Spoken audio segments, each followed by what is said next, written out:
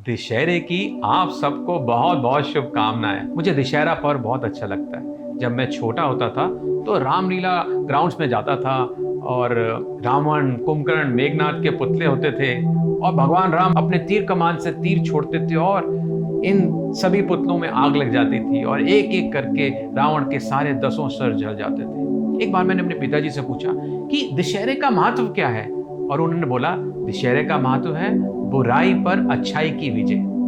अब ये बुराई और अच्छाई क्या है, एक कहानी सुनाता हूँ। आपको पता है भगवान राम जो हैं वो अच्छाई का प्रतीक है, वो उत्तम पुरुष है। पर उनको उत्तम पुरुष क्यों कहा गया है?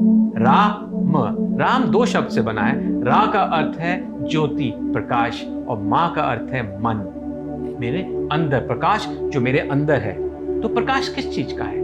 प्रकाश है उस सच्चाई का, उस सत्यता का, उस शक्ति का जो भगवान राम में है, उस प्यार का, उस कंपैशन का, उस डिसिप्लिन का जो उनके अंदर है। और रावण प्रतीक है बुराई का। रावण क्यों बुराई का प्रतीक है? क्योंकि उसमें ईर्ष्या है, उसमें क्रोध है, उसमें ज्ञानता तो है पर उस ज्ञानता को अंधकार ने ढक लिया है। उसमें लोभ है, मोह है, लालच है, लस्ट है, ये सब चीजें उसके ज्ञान को ढक लिया है। तो प्रकाश तो है पर उस प्रकाश जो है अंधकार में खो गया है।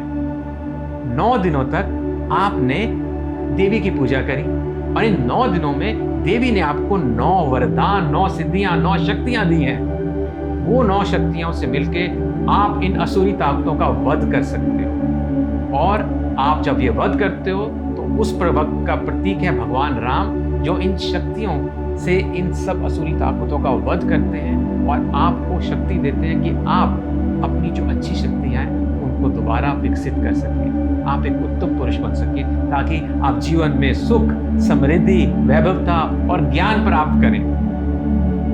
खाली यही नहीं, एक और बात है, आप में शक्ति होनी चाहिए दूसरों को क्षमा करने की, वो कंपैशन, वो करुणा होनी चाहिए कि आप दूसरों को क्षमा कर सके। शक्ति क्षमा करने की शक्ति देती है।